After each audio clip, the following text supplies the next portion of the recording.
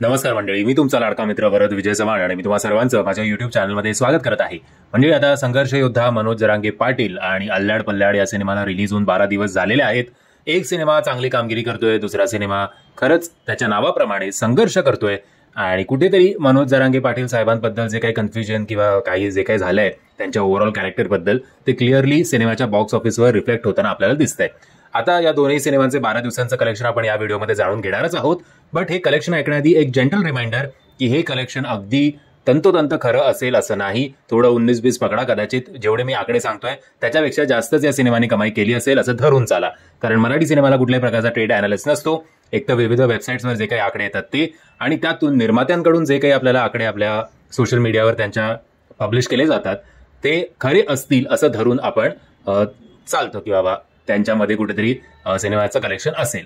Anyways बघूया. पहिल्या दिवशी असं म्हटलं जात होतं की मनोज जरांगे पाटील या सिनेमाने कमावले होते 8 ते 10 लाख रुपये, दुसऱ्या दिवशी 9 ते 11 लाख रुपये, तिसऱ्या दिवशी 16 ते 18 लाख रुपये, चौथ्या दिवशी पुन्हा एकदा 9 ते 11 लाख रुपये, पाचव्या आणि 6व्या दिवशी म्हणजेच मंगळवार आणि बुधवारी साधारणपणे 4 ते 6 लाख रुपये, सातव्या दिवशी गुरुवारी 3 ते 5 लाख रुपये. जेव्हा दुसरा आठवडा सुरू झाला तेव्हा खऱ्या अर्थी याचा पंधरवडा सुरू झाला असं म्हणायला काही हरकत नाही. कारण 8व्या दिवशी शुक्रवारी याचं 2 ते 3 लाख एवढंच कलेक्शन होतं. शनिवार असून सुद्धा 2 ते 3 लाख. रविवारी निश्चित जरा 1 लाख जास्त, 3 ते 4 लाख या सिनेमाने कमवले 10व्या दिवशी असं म्हटलं जात होतं. आणि सोमवारचं आणि मंगळवारचं म्हणजेच 11व्या आणि 12व्या दिवसाचं जेमतेम 1 लाख या सिनेमाचं कलेक्शन आहे. असं करत जवळपास असं आपण धरून चालूया, साईट्सनुसार आहे की 70 ते 72 लाख या सिनेमाने कमवलेले आहेत. पण आपण जरा जास्त पकडू की 80 किंवा 85 लाख या सिनेमाने कमवलेले असतील पहिल्या 12 दिवसांमध्ये. सो खऱ्या अर्थी आता हा सिनेमाचा शेवटचा दिवस असेल असंच म्हणायला हरकत नाही. कारण उद्या कल्की रिलीज झाल्यानंतर हा सिनेमा जो आहे तो वॉशआउट होईल. आशा करूया की अल्लाड पल्लाड तरी उद्यापासून चांगला ऍटलिस्ट एखादे शो संध्याकाळचे किंवा दुपारचे प्रत्येक थिएटरमध्ये असतील. कारण अल्लाड पल्लाड चांगली कामगिरी आपल्याला करताना दिसतोय.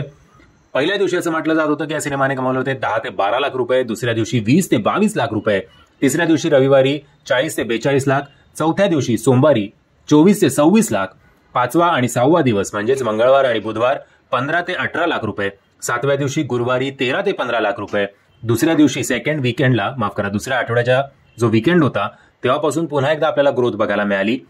8व्या दिवशी म्हणजेच शुक्रवारी 17 ते 19 लाख, 9व्या दिवशी शनिवारी पुन्हा एकदा 40 ते 42 लाख, रविवारी साधारणपणे 70 लाख, सोमवारी 11व्या दिवशी आणि मंगळवारी 12व्या दिवशी असं म्हटलं जात आहे की 15 ते 17 लाख रुपये या सिनेमाने कमवलेले आहेत.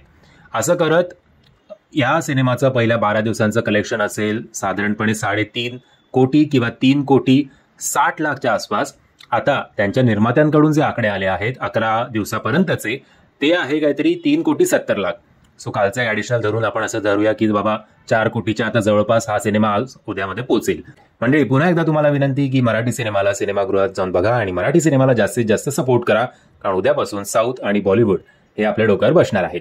मी आशा करतो तुम्हाला हा व्हिडिओ आवडला असेल. जर तुम्हाला हा व्हिडिओ आवडला असेल तर प्लीज या व्हिडिओला लाईक, शेअर आणि चॅनलला सबस्क्राईब करायला विसरू नका. जय हिंद, जय महाराष्ट्र.